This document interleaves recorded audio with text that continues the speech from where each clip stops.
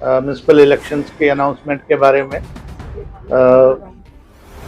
जो चुनाव अब होने जा रहे हैं, कॉर्पोरेशंस हैं जिनके नाम हैं फरीदाबाद, गुरुग्राम, मानेसर, हिसार, करनाल, पानीपत, रोहतक और यमुनानगर। इनके आम चुनाव होने हैं। और इस वैसे राइटअप भी मैं दे रहा हूँ। बाकी फरीदाबाद, गुरुग्राम, मानेसर, हिसार, करनाल, पानीपत, रोहतक और यमुनानगर, इनमें मेयर के भी चुनाव होने हैं और सभी वार्डों के चुनाव होने हैं मेंबर्स के। तो इसके अलावा 2 उपचुनाव हैं मेयर के, अंबाला म्युनिसिपल कॉर्पोरेशन और सोनीपत म्युनिसिपल कॉर्पोरेशन। जैसा कि आपको पता है, श्रीमती शक्ति रानी शर्मा जो अंबाला कॉर्पोरेशन म्युनिसिपल कॉर्पोरेशन की मेयर थी, साल का विधानसभा सदस्य चुन ली गई थी और जिस वजह से ये पोस्ट खाली हुई 8 अक्टूबर 2024 को, तो मेयर का उपचुनाव इसमें करवा रहे हैं।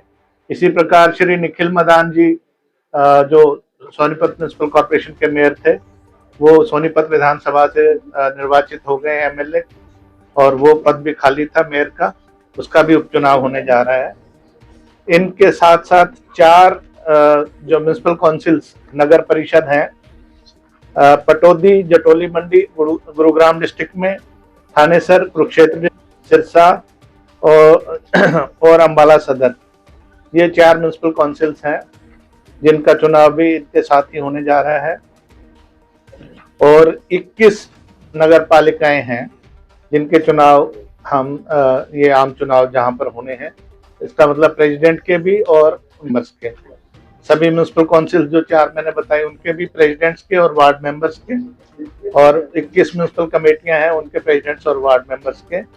ये कमेटियां जिलावार इस प्रकार है: अंबाला जिले में बराड़ा, भिवानी जिले में भवानीखेड़ा, लोहारू, सिवानी, फतेहाबाद जिले में गुरुग्राम में फर्रुखनगर, हिसार में नारनौल, झज्जर जिले में बेरी, जींद जिले में जुलाना, कैथल जिले में कलायत और पुंडरी, करनाल जिले में इंद्री और नीलोखेड़ी,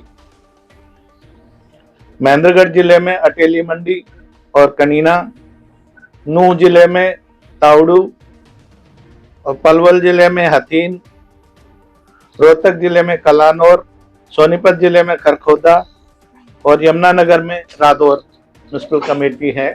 इन 21 म्युनिसिपल कमेटियों के चुनाव भी इनके साथ ही करवाए जाने हैं। इसके साथ साथ जो बाई इलेक्शंस हैं 2 मेयर के, तो मैंने बताई दी आपको, सोनीपत और अंबाला म्युनिसिपल कॉर्पोरेशन के।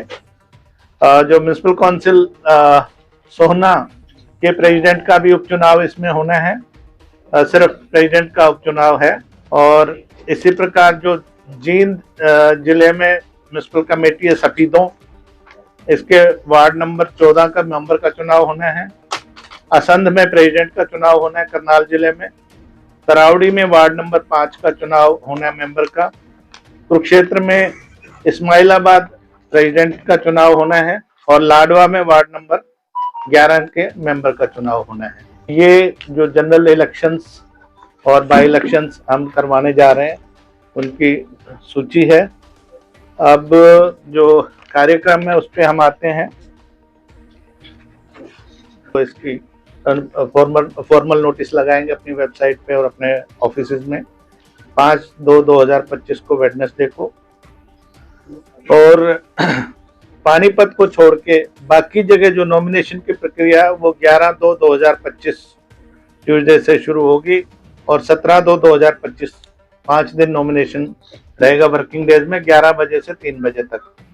12/2/2025 को संत श्री गुरु रविदास जी की जयंती है, उस दिन अवकाश रहेगा। और 16/2/2025 संडे की वजह से अवकाश रहेगा। तो बाकी 5 दिन जो है ये नॉमिनेशन की प्रक्रिया रहेगी। 18/2/2025 को 11:30 बजे से जो नॉमिनेशन पेपर्स हैं उनकी आरओ स्क्रूटनी करेंगे, जांच करेंगे। और 19/2/2025 को जो अपना नाम वापस जो जिनके नाम ठीक पाए गए वो अपना नाम वापस लेना चाहते हैं, वो अपना नाम वापस ले सकेंगे 11 से 3 बजे के बीच में। फिर 19/2 को ही 3 बजे सिंबल्स अलॉटमेंट हो गए, जो अंत में जो चुनाव प्रक्रिया में लोग शामिल होना चाहते हैं उनके लिए 19th को ही। और 19 को ही फिर जो पोलिंग स्टेशंस हैं उनकी लिस्ट पोस्ट कर दी जाएगी, और उसके बाद फिर उनके पास जो कैंपेनिंग का टाइम रहेगा वो रहेगा मतलब डोर टू डोर कर सकते हैं, पब्लिक मीटिंग वगैरह नहीं होगी। और 2 मार्च को मतदान होगा। किसी कारणवश अगर किसी पोलिंग स्टेशन में अगर रीपोल की आवश्यकता हुई तो 4/3/2025 को होगा। पोल के टाइमिंग्स रहेंगे 8 बजे सुबह से लेकर शाम को 6 बजे तक।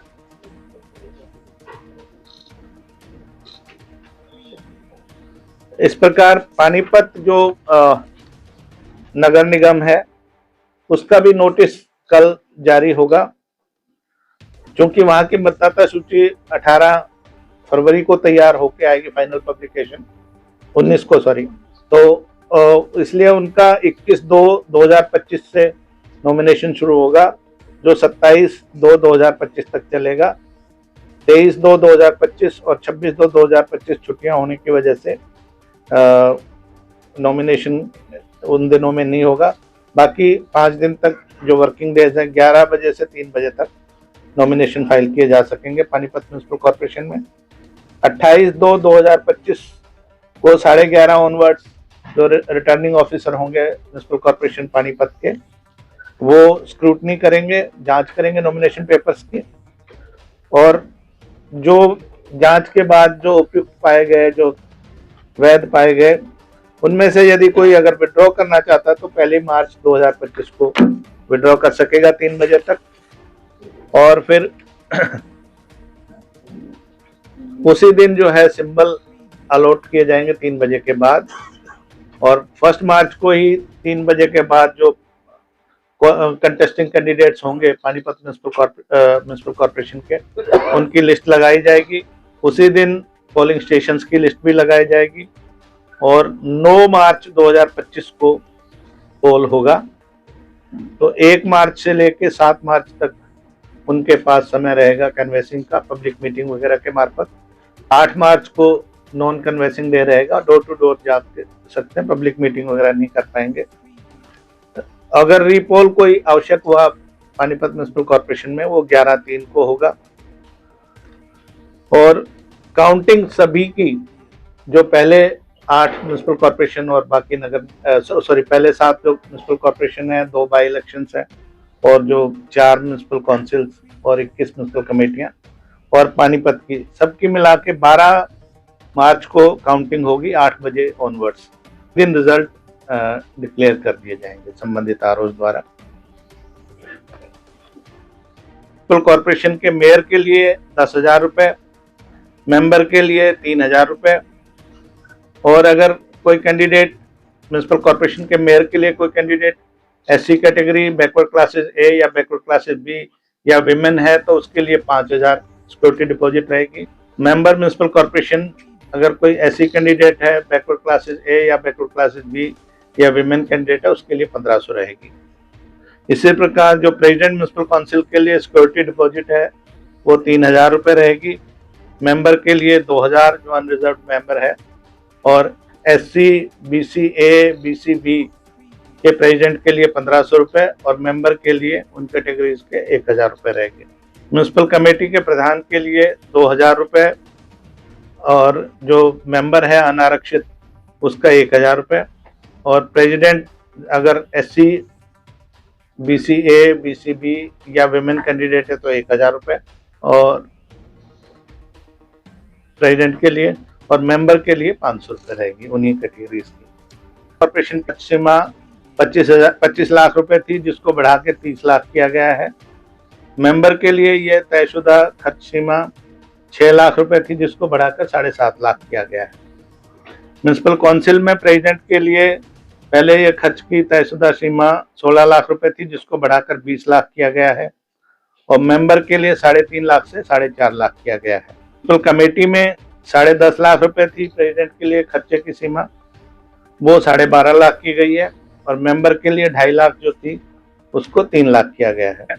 उनको अपना लेखा जोखा खर्चे का रखना पड़ेगा, डेट ऑफ नॉमिनेशन से लेके और रिजल्ट डिक्लेरेशन तक, और उसको 30 दिन के बाद उसको डिप्टी कमिश्नर के यहाँ पे वो जमा कराना होगा। अगर कोई नहीं करवाते हैं तो जो आज के दिन जो कानून है, जो रूल्स हैं, उसके मुताबिक उनको 5 साल तक के लिए अयोग्य घोषित किया जा सकता है चुनाव लड़ने के लिए। इसी तरह से चूंकि आपको पता है राजनीति वैसे, लेकिन उनको जनता को ये पता हो कि वो किसको वोट देने जा रहे हैं, तो क्रिमिनल केसेस की डिटेल्स अगर किसी कैंडिडेट के अगेंस्ट कोई क्रिमिनल केसेस पेंडिंग है तो वो उनको देनी होगी। उसका पूरा विवरण हमने इसमें दिया हुआ है कि एक तो उनको डिक्लेरेशन पब्लिश करनी होगी, 2 न्यूज़पेपर जो जिस कमेटी या जिस काउंसिल या जिस कॉरपोरेशन में वो चुनाव में भाग ले रहे हैं, वहाँ पर हिंदी और अंग्रेजी में जो 2 न्यूज़पेपर प्रचलित हों, उनमें डिक्लेरेशन देनी होगी कि भी मेरे खिलाफ ये फलां सेक्शंस में केस दर्ज है, स्टेज है, चार्जशीट फ्रेम हो गई है, वगैरह वगैरह, जो वोटर हैं उनकी सूचना के लिए। और इस बारे में जो रिटर्निंग ऑफिसर है वो प्रेस्क्राइब्ड फॉर्मेट C2 में डायरेक्शन देगा कि भाई आपने ये चीज़ें इसमें करवानी है, ताकि कोई ये ना कहे कि हमें इसके बारे में ज्ञात नहीं था। पॉलिटिकल पार्टी का अगर कैंडिडेट है, अगर वो चाहे वो रिकॉग्नाइज्ड पॉलिटिकल पार्टी हो या registered unregistered unrecognised political party हो, उनको रिटर्निंग ऑफिसर को ये भी बताना होगा कि मैंने अपनी जो राजनीतिक संबद्ध राजनीतिक दल है उसको भी इस बारे में सूचना दे दी है। तो पूरे जो वार्ड के लोग हैं वो मेयर को चुनेंगे डायरेक्ट। इसी तरह से प्रेसिडेंट मान लीजिए असंध का है तो पूरे असंध म्युनिसिपल कमेटी जो है उसके वार्ड मेंबर सभी सारे जो वोटर्स हैं सभी वार्ड्स के वो प्रेसिडेंट को चुनेंगे। मेंबर जो है वो संबंधित वार्ड के मतदाता चुनेंगे। कोई भी व्यक्ति जो भी म्युनिसिपल कॉर्पोरेशन या काउंसिल या कमेटी है उसमें कहीं पे भी मतदाता के रूप में अगर रजिस्टर्ड है, वोटर लिस्ट में उसका नाम है, तो वो चुनाव लड़ सकता है। तो लास्ट टाइम भी था इस जी है। जैसे म्युनिसिपल कॉर्पोरेशन मान लीजिए करनाल है, तो म्युनिसिपल कॉर्पोरेशन करनाल का जो एरिया है, जुरिडिक्शन का एरिया है, उतने में ही लागू होगा। वहां पर चुनाव से संबंधित जो भी अधिकारी कर्मचारी होंगे उनकी इन दिनों में बदली नहीं की जा सकेगी। और म्युनिसिपल कॉर्पोरेशन जो चुनाव में जा रही है या काउंसिल या कमेटी, उसके किसी भी एम्प्लॉय या किसी अधिकारी का ट्रांसफर इन दिनों में नहीं होगा। अगर बहुत आवश्यक हुआ पब्लिक इंटरेस्ट में तो स्टेट इलेक्शन कमीशन की परमिशन के बाद ही ऐसा हो सकेगा। इन संस्थाओं में इन दिनों में किसी नए काम की घोषणा नहीं होगी, कोई नींव पत्थर नहीं रखा जाएगा, कोई उसका उद्घाटन वगैरह नहीं होगा। लेकिन जो रूटीन के काम है या जो काम पहले से चल रहे हैं,